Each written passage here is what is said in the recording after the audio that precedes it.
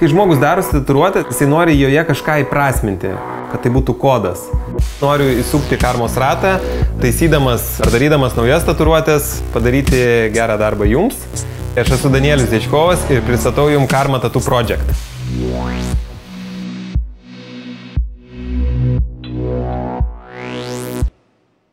Taigi šiandien mūsų dalyvis turbūt gal vyriausias ir jo laiškas mane užkabino tuom, kad jisai pasakė, kad pirmą tatuiruotę darėsi 79 metais, o tai buvo labai seniai.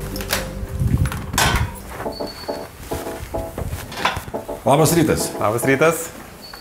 Danielis. Mindaugas. Malonu. Kaip jums sekas? Po truputį. Atnešiau lauktuvių, iš sodo atvežiu. Obuoliukai. Ekologiški. O, vieną reikia paragauti. Prašom. Mano vardas Mindaugas. Į šį projektą atėjau ir norėjau persidaryti vieną tatuiruotę, katra buvo padaryta kariuomeniai. Armija tada vadinasi tarybinė. Prieš 35-6 metus buvo daryta nelabai kokybiškai. Tatuiruotė pavaizduota yra, kaip dabar išsiaiškinau, po 35 metų White Snake ten roko grupė. Tai labai kontroversiška, nes tais laikais tokia muzika nelabai buvo leidžiama. O mes paprasčiausiai atradom kažkokio žurnalo viršelį. Taip tai būdavo, nebuvo leidžiama jokių ten laikraščių išskyrus, ten kažkokia tai tarybinė propaganda. Ir pasirodo tais metais išleido albumą ir albumo viršelis. Ir aš labai nustebau po 35 metų, kai atradau tą dalyką. Tai va, mums dabar reikia surasti tą White Snake albumo viršelį, originalų, kaip jisai atrodė tame žurnale, kur tu rinkaisi Taline. Album? Šitas, ne? Šitas arba šitas?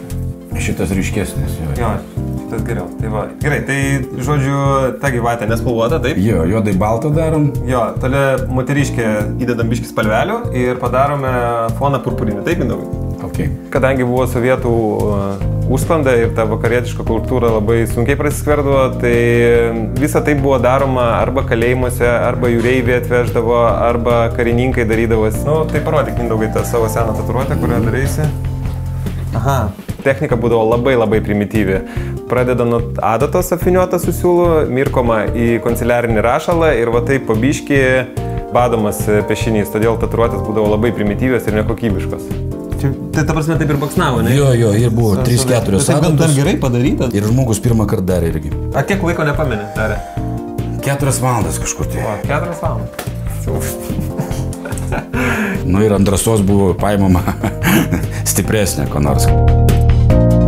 Jaučiuosi puikiai, nes man tai labai gerai sekasi, beveik mano kas antras darbas yra perdarinimas, pataisimas, todėl čia yra mano sfera ir aš kaip žuvis vandenyje.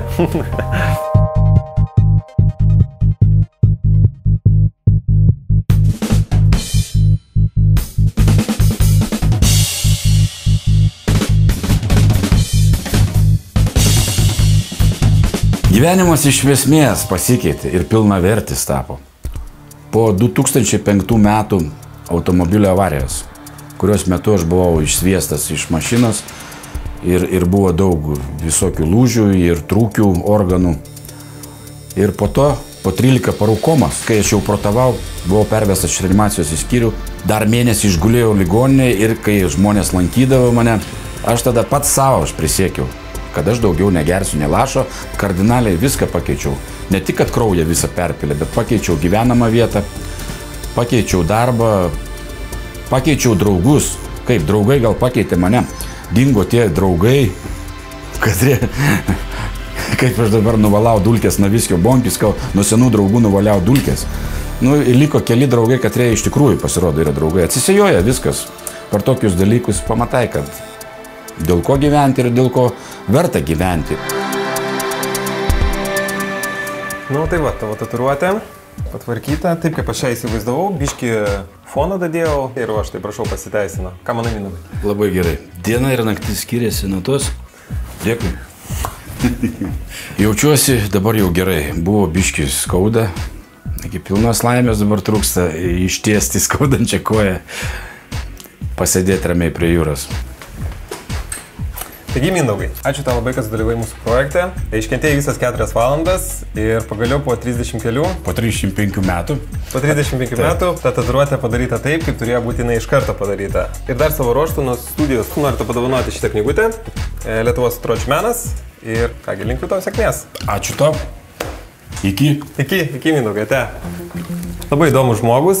Už kameros su juo buvo daug lengviau bendrauti. Kai įsijungia kamerą, žmogui tiesiog stringa žodžiai ir ne viskas taip puikiai pavyksta, kaip norėtas. Mindaugai, viskas vyksta pagal tam tikrą planą. Tu pats tai žinai ir pasitikėk tą energiją, kurį tau siunčia visas tas užduotis. Jinai tave nuves ten, kur tau reikia. Visi dalyviai jau yra atrinkti, visi laukia savo eilės ir bus tikrai įdomių serijų.